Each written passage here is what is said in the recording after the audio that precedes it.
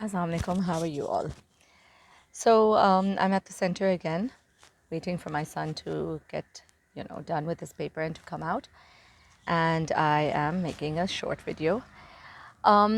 Yesterday, something interesting happened at the center that, was allotted to these students who are sitting for their Cambridge examination.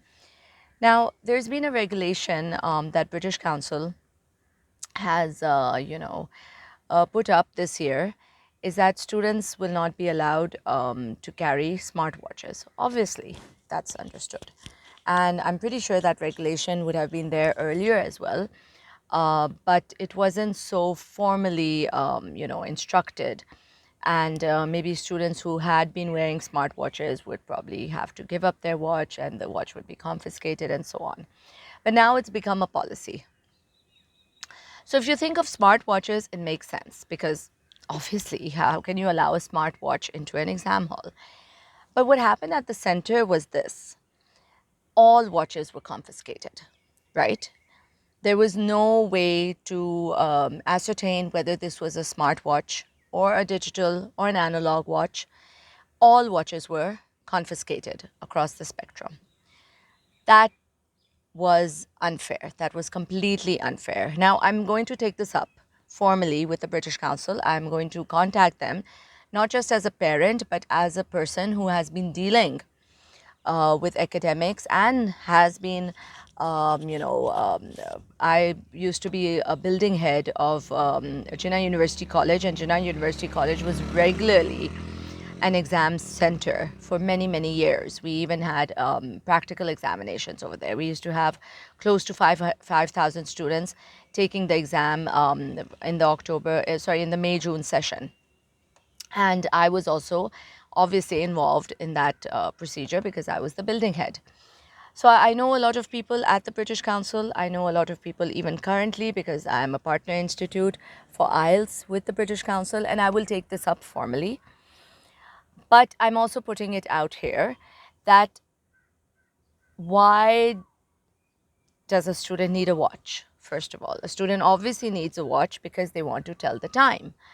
Now, you've got analog clocks, visually around the vicinity of the exam hall. I get that. But looking at a clock, moving away from your exam and looking at a clock is different than looking at a watch, which is on your wrist. And generally, students take it off and they put it on their desk. And as teachers, now this is very important, as teachers, we teach our students how to time for their exam, how much time to spend on each question, how much time to take on each section, and then to move on. We actually do this. We do this in a way that we drill it in their heads. This is how we teach them time management. I don't know if anybody sitting in boardrooms and in different conference halls when they decide that no watches will be allowed. I don't think they understand the dynamics of time management and how teachers teach time management to their students. I teach English and I teach sociology. I am also a literature teacher. For the English paper, I have given them a breakdown starting from the point where they look at the instructions to the point where they start doing their questions and so on. The breakup is such that the child needs to look at the time. The child needs to look at the time. They need to see that 10 minutes have gone.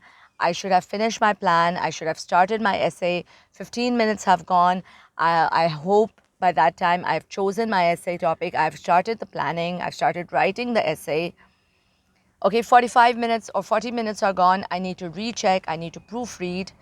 Right? So these things are taught to students, and this is just the crux of it. This is just the crux of it.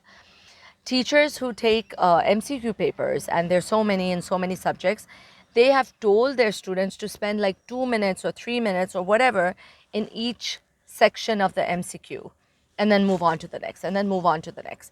How can a child do that with a wall clock? Just think about it. Just think about it. How can a child move physically visually from the paper to the wall every 2 minutes? You are taking away a lot from a child when you are taking away his watch. I'm going to pause for water. I'm just not pausing for water because I'm thirsty. I'm pausing for water to calm down. I am upset. I am upset about this. Taking away their smartwatch makes sense. Obviously, how can they have a smartwatch in an exam hall? But taking away all watches across the spectrum, saying that watches are not allowed, is taking away so much from a student. Taking away the months of practice that teachers have put in, taking away the months of practice that a child has put in with past papers. You are going to affect their final grade by doing this. And it's going to happen. You'll see it. Complaints will go formally to the Cambridge University. Complaints will go formally to the British Council. And I'm not making a formal complaint through this video. I'm just putting it out there.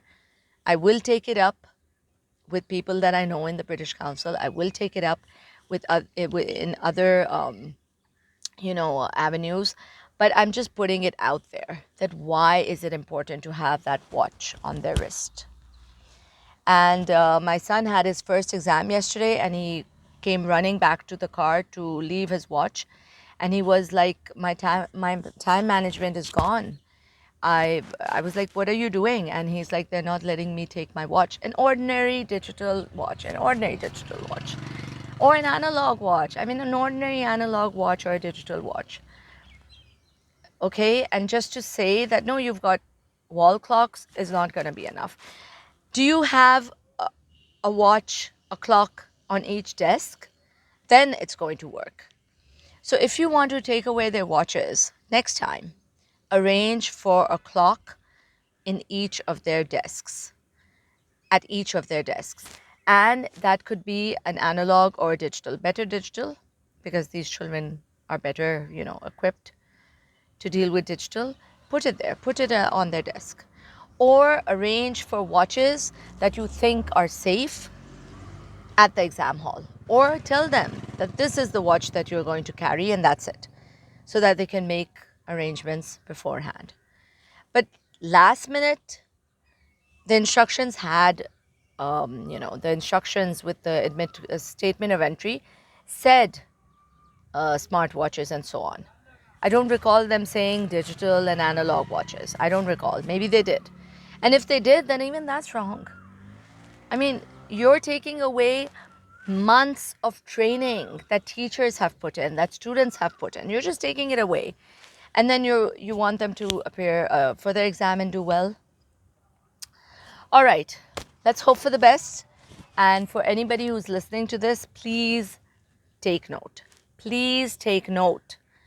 This has to be understood, and this policy needs to be revised. All right? Thank you so much. Allah Hafiz.